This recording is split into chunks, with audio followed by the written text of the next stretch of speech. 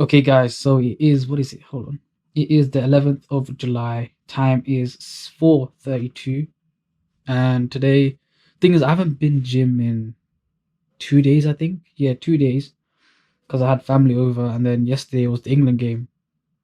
And obviously, that happened late, but I had all these other things going on. So, I can't lie, I was a bit lazy, just a little bit. Forgive me. But anyway, I was just watching the England game, yeah, and I was just like, thing is, it was actually a good game. I can't. Obviously, this has nothing to do with gym and stuff, but I guess what I learned from it, yeah, like let's try to take some lessons out of it. One, you can have a crap start and yet do well, and yeah, I think that's really it. It's like as long as you show up and do what you need to do, all you need is one chance and you're good to go. Do you know what I mean? And then I was just watching the game. I was just like, let's be honest, England got really lucky to be in the position we're in today. The finals on Sunday, and like realistically, they should not be here, but yet they are. And obviously, it took them a while to get going. But if you see like every little match, obviously, there's always like one little improvement. Even though like I can't like England are boring as hell to watch, yeah. But it's just the one switch up that you need, and then they're in. So what's the lesson that we could take from England? One, luck. Well, it's more so like keep doing what you need to do. Just make little changes here and there. And eventually, enough times, you'll have that little moment or that little spark, which will just change everything. And yeah, so shout out to England. Are they gonna win Sunday? I can't lie. Spain are just too cold. I can't lie. Spain, I honestly feel like Spain's gonna smoke them. That's just my thing. I always been saying it from the start. Like Spain are too good. I can't lie. I wanted France in the final simply because I'm just an N'Golo fan. I just wanted N'Golo just to like hold another trophy. But anyway, so I'm gonna go train legs. I'm just gonna go to the park. Can't lie, my ankle's feeling a bit funny, so I'm gonna see how I do. And yeah, so I'll see you guys in the park. Like, you have to find what you love, because if you find what you love and you obsess over day after day, week after week, month after month, year after year for a decade, you're going to achieve some form of success. But if you don't truly love it, you're going to quit way before you get like that compound growth and you really get ultra levels of success. So in my opinion, the easiest way to be successful is just find something you truly love. The first few years I wasn't even making money off YouTube, but once I started making money, I was making $1 a day, and I saved up for a couple months. I bought a microphone, saved up for half a year, I got a computer, and I've just always reinvested it. And so it's like literally just all, I was like as awkward as they came, no money, no nothing, and I just basically just obsessed over YouTube. If you're like extremely passionate about something at a young age, where most kids are, then it's more exacerbated that it's like, I didn't talk to anyone. I hardly had any friends because I was so obsessed with YouTube. As back then, just no one cared. So it's like, I thought I was just like, just didn't even know how to speak. Like literally, I just couldn't hold a conversation with a single person because people would just tell me all you talk about is YouTube, and I would try to talk about something else. But back then I was so hyper obsessed that I literally just didn't know how to. From like learning how to editing, the pacing of the videos, like ideas, what's going viral, what's trending, what's hot. Especially back then, I had no idea what worked. I mean, I had to like self-teach myself everything. Most of my growth came actually after I graduated high school. Basically what I did was I somehow found these other like 4 lunatics. Three of us were college dropouts, one was a high school dropout, and one, I don't know, he just like quit his job. We were all super small YouTubers, and we basically talked every day for 1,000 days in a row and did nothing but just like hyper study, like what makes a good video, what makes a good thumbnail, what's good pacing, like how to go viral. And we'd just call it like daily masterminds. We would just get on Skype every morning, and like some days like I'd get on Skype at 7 a.m. and I'd be in the call until like 10 p.m. and then I'd go to bed, I'd wake up and I'd do it again. And we'd do things like just take 1,000 thumbnails and see if like there's a correlation to the brightness of the thumbnail to how many views it got, or like like videos that get over 10 million views is like how often do they cut the camera angles, or like things like that. Just for like, we were very religious about it, and so that's where most of my knowledge came from. Is I just surround myself with these lunatics, and just every day, like, we didn't do anything. We had no life. So we all had like 20,000 subscribers when we met, and by the time we stopped talking, we all had millions of subscribers, and we all hit 1 million subscribers like within a month. It's crazy, because it's like, if you envision a world where you're trying to be great at something and it's just like you learning and f***ing up and learning from your mistakes. You know, you mess up, you learn from your mistake, you mess up, you learn from your mistake. You in 2 years, you know, might have learned from 20 mistakes, or if you have like 4 other people who are also messing up, and when they learn from the mistake, they teach you what they learn, stuff like that. Hypothetically, you 2 years down the road have learned like 5 times more of the amount of stuff. So it just like helps you grow exponentially way quicker. I just had the blessing of finding what I loved at a young age. So like, because to get to this level, it takes, you know, a decade. Most people don't find what they love till their young 20s, so they'd be where I'm at in their 30s. Yeah. I just lucked out and found it when I was really young. Well, the thing is, like, for YouTube, a lot of people are very young. And so I think it's like there's so much money in this industry, but most people are so young that they just don't even realize the opportunity they have, and they don't understand a lot of these things. Right. And so I think that's like, it shouldn't be revolutionary that I reinvest all my money. Like, that's something businesses have been doing for centuries. You know what I mean? Right. It's not that crazy, but I think, just like I was saying, like, people are just so young and they don't understand, like, you know, the opportunity you have here. I mean, if you have 50 million people that watch everything you do, you can start business, you can do anything. You know what I mean? It's very valuable.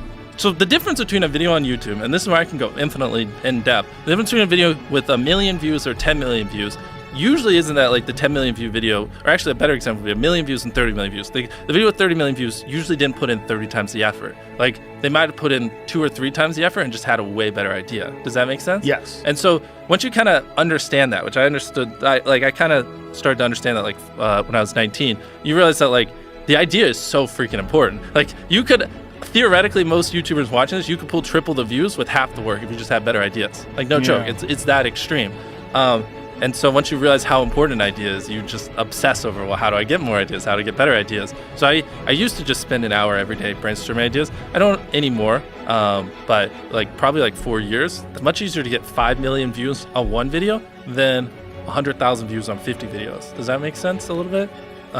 Like, a lot of people, like, you could upload one great video a year and get more views than if you uploaded 100 mediocre videos. It's like, it's very exponential. Like, essentially, like, now I'm going to dial back. To do well on YouTube, you just need people to click your videos and watch them. That's literally all YouTube wants. And so if you get people to click your video 10% more and watch your video 10% longer than mine, you don't get 10% more views. You get like 4 times the views, right? So you have to think like an exponential, right? Like, a 10% better video is 4 times the views, not 10% more views. Right. And so like, once you understand that and you like funnel your energy better, it makes a big difference. So it's usually like, just like, don't make your video shit. Put in effort, you know, like, put in way more effort, like, really hyper obsess over these videos, like, triple the amount of time you're putting into that video, because you're not going to get triple the views, you're going to get 10x the views. And like, because like, YouTube's trying to serve people the best content possible, right? They don't want to serve you 100 lame videos. They just want to serve you one good one. So it makes sense logically. Like, your homepage is curated the best videos possible, you know? And so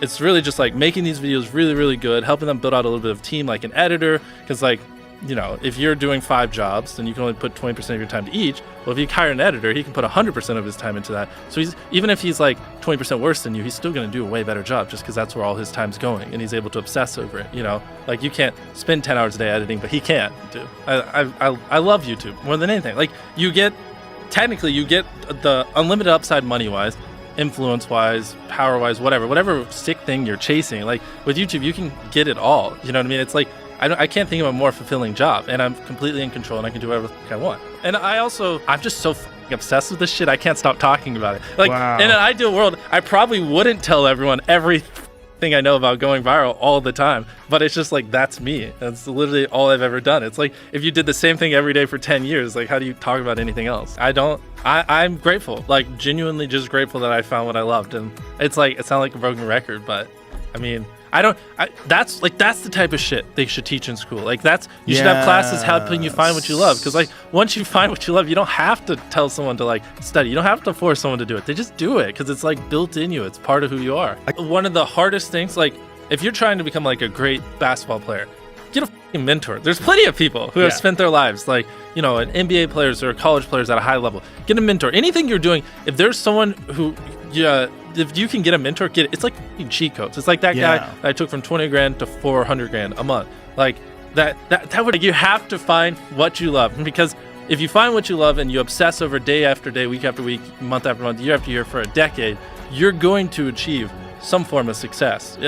But if you don't truly love it, you're going to quit way before you get like that compound growth and you really get ultra levels of success. So in my opinion, the easiest way to be successful is just find something you truly love. People, like a lot of people enjoy, if they're really passionate about what they do, they enjoy talking about it. They'll mentor you for free just because it's what they love. But like if I knew what I knew now like 3 years ago, I mean, I'd be on 500 million subscribers or whatever. Like my growth would have been so much more extreme. It's like knowledge is just so OP, and like that's like, I don't know, just one of my things that I just really want to drill in your fucking heads. It's like, if you're in an industry where there are other experts, like just have them teach you what they just spent the last 20 years studying. Don't you go on your own 20. Like, you have to find what you love, because if you find what you love and you obsess over day after day, week after week, month after month, year after year for a decade, you're going to achieve some form of success. But if you don't truly love it, you're going to quit way before you get like that compound growth and you really get ultra levels of success. So in my opinion, the easiest way to be successful is just find something you truly love. Okay, guys, so I'm back home.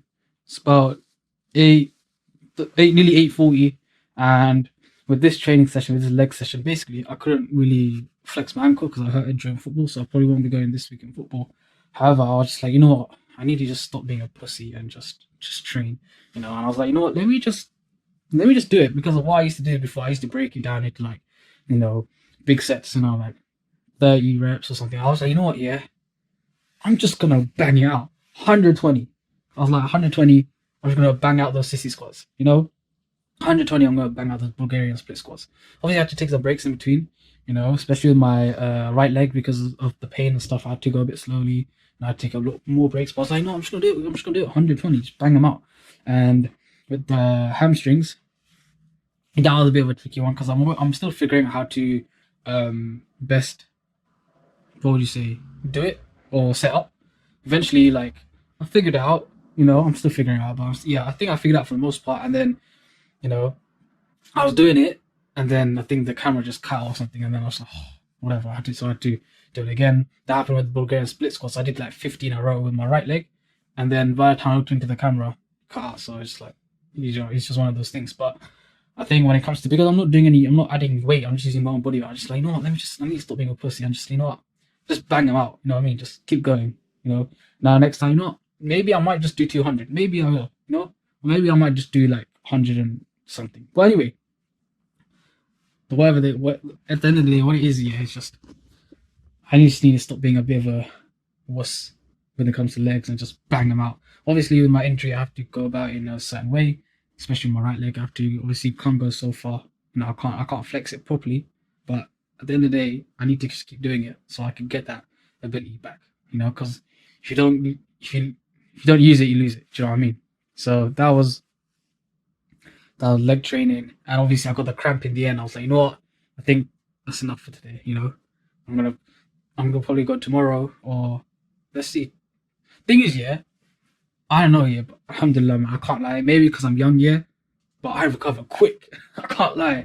I recover quick, and I think that's just the power of testosterone, isn't it? Which we all take for granted, and it's just like, man, like imagine, like, obviously this is why we've been given more responsibility and so on, because of the ability we've been given. But it's like, it's mad. It's like, even already, yeah, like I can still go again. I could still like probably do 100 plus more squats. But obviously, like, I need to edit. I need to do this, and then obviously this is a long term thing. So it's like I don't want to kill my legs already, but they do feel good. I can't lie. I think it's just the fact, you know what, always alhamdulillah, and the blessing with testosterone to be able to like just keep going. You know what I mean? It's literally natural steroids. I mean, it is a steroid, to be fair, when you think about it. It's like people literally inject stuff just to be able to keep going longer. You know? So, alhamdulillah for that. But yeah, no, I was reading. So, I want to talk about this quickly. Maybe you guys may see a different perspective. And obviously, I'm still reading it. I'm reading this book, right? You've probably seen it in a previous episode, but I'm reading this book, and it just really shows, like, it talks about basically fat people and how to like overcome fatness and all that stuff, and it just really shows like we are very uneducated about obesity and stuff. Because I was reading it, and then here it was like we're really asking the wrong questions in terms of obesity. It's like, I forgot one of the questions, but it's like at the end of the day, I feel like most of us are asking the wrong question when it comes to obesity. And what was I gonna say? it was essentially like, so from what I've read so far, he's saying that personal responsibility should not be the sole thing that we should be looking at, which is actually true, to be fair, because he was saying how, kids young as, 2 to 5 are like being obese, and it's like, can you give them personal responsibility? It's like, no, but of course, when people get older, they have to take some level of accountability, which I'm still like wrapping my head around when it comes to the personal responsibility stuff. But at the end of the day, he was saying that if it was just personal responsibility, one, that means obesity should have been fixed by now, because we know what to do. But clearly that isn't the case. So, obesity is a complicated phenomenon in terms of, because it involves biochemistry, it involves all these other complexes, as well as political, social things. And yeah, which I think are the two main things, and environmental factors, which I think are one of the most under talked about things when it comes to losing weight, your environment and the political and social stuff. And so I'm still going through it, so I can't really say much, but just a few chapters alone that I've read, today, it was just like, whoa, this. I mean, to be fair, he makes sense. Of course, I'm still trying to wrap around my head around the personal responsibility part. I'm like, there has to be some level of responsibility to it. But from what I've gathered, I have decided, from what I've learned, and from, I guess, my experience, I'm trying to look at it from a balanced approach to the best of my beliefs. And I think it depends on the individual, it depends on the circumstances, it depends on the situation, it depends on so many other factors. And so for people just to say, just to lose weight, it's like that. It's obviously like, I think we all know that's kind of BS, let's be honest. But in terms of personal responsibility, I think instead of it being just 100% thing, like, okay, personal responsibility, it's just that solely alone. I feel like it depends on individual to individual, because a 6-year-old cannot be personally responsible for being fat. Let's just be honest. I remember I read from the book that a newborn was fat. I was like, how can a newborn be overweight? I was like, that's ridiculous. Yeah, that's ridiculous. So I was like, can a newborn have personal responsibility? Of course not. So, it really depends from case to case, person to person. I was just like, yeah, we should be, I think, overall, we should be more empathetic towards fat people. Of course, it's like, hey, we make jokes and stuff. I get joked. Well, I got a fat friend. He calls me a skeleton. I call him fat. Obviously, it's like, from individual to individual to individual, and then like how they have relationships, like whatever. But overall, I feel like people genuinely want to lose weight and just don't know how. And I feel like we should be more understanding of the situation to the best of our abilities. Like, I can't understand a fat person. I'll be honest. I've been skinny my whole life. Do you know what I mean? Not vice versa. A fat person may not understand my experiences also. It's all relative at the end of the day, I suppose. But anyway, still reading my book, and I'll let you guys know about my thoughts later. But that is the end of the video, guys. Like, comment, sub, do all the usual algorithm stuff, and I'll see you guys in the next episode. Take care and peace, guys.